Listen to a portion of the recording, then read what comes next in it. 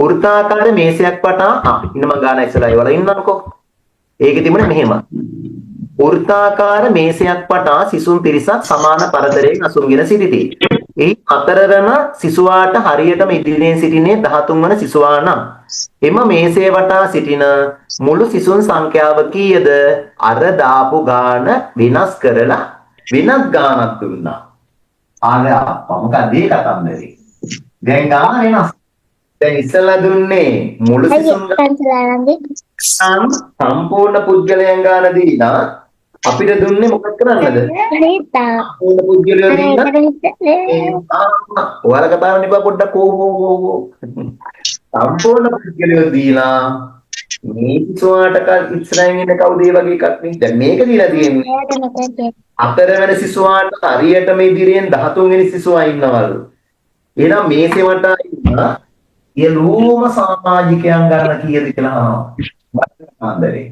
හතරවෙනි කෙනා මෙතන ඉන්නවා නම් ඊට ඉස්සරහින් ඉන්නවා හරියටම 13 වෙනියා. මේනේ 13 වෙනියා. අපෙන් අහනවා මේ මේසේ වටා කී දෙනෙක් ඉන්නවද?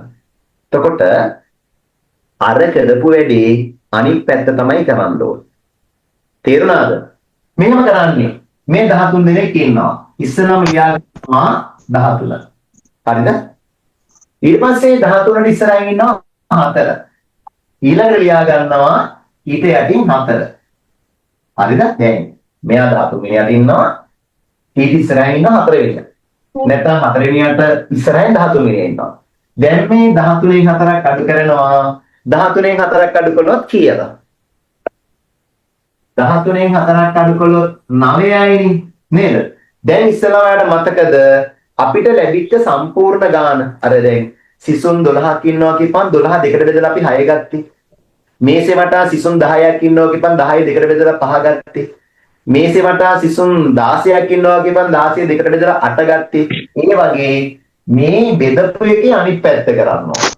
මේ කියන්නේ දැන් අපි 13යි 14යි අඩු කරලා ගත්ත උත්තරේ තියෙනවා 9. මෙන්න මේ 9 දැන් ගුණ කරන්න ඕනි දෙකකින්. 9 වරක් 2 කීයද? 9 වරක් 2 18යි. එහෙනම් මේ 80ගෙන ඉන්නවා කී දෙනෙක්ද?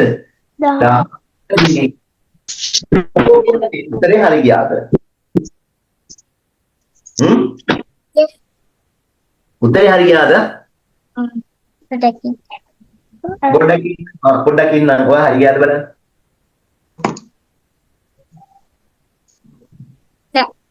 නෑ. හරි ගිහලා නෑ. නෑ. දැන් කරපු විදිය තේරුණාද? 13 කෙනාට ඉස්සරහින් 4 වෙනියා ඉන්නවා කියපු නිසා නැත්නම් 4 වෙනි කෙනාට ඉස්සරහින් 13 වෙනියා ඉන්නවා කියපු නිසා 13න් අඩු කරනවා කීයක්ද? 4ක්. 13න් 4ක් අඩු කරනවා කීයද ආවේ? 9ක් ආවා.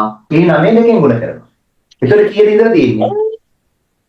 ඒතර ඉඳලා තියෙන්නේ 18 දෙනයි. හරි. ඔය වගේ තව ගානක් හදමුද අපි?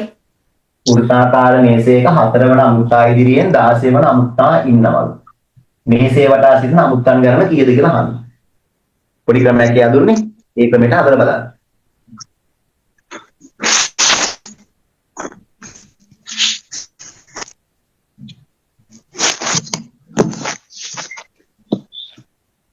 හදලා ඉවර මම කියන්න. ඊට පස්සේ මම කියා දෙන්නම්. ඉවරයි. ඉවරයි. right. ඇත්තටම ඉවරුණාද? ඇත්තටම ඉවරයි. උත්තරේ මොකක්ද දාන්නේ? 24. ආ? 24. 24. එතකොට give me?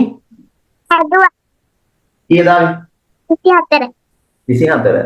හරි ඔන්න බලමු. අපි දැන් මේකේ මොකක්ද කරන්න ඕනි?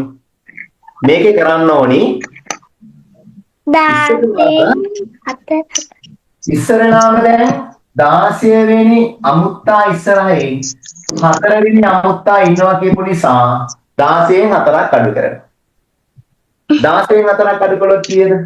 12යි. 12යි. ඊළඟට තියෙන ලේසිම ලේසි වැඩක් 16 ගුණ කරනවා දෙකේ. 12යි.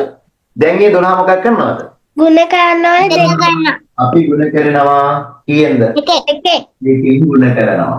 තේන්නේ නැද්ද මන්දා? පොඩ පාතලා වැඩි නේද? ඔව්. පේන්නේ හරි අපි පොඩ උඩින් ගියමුකෝ.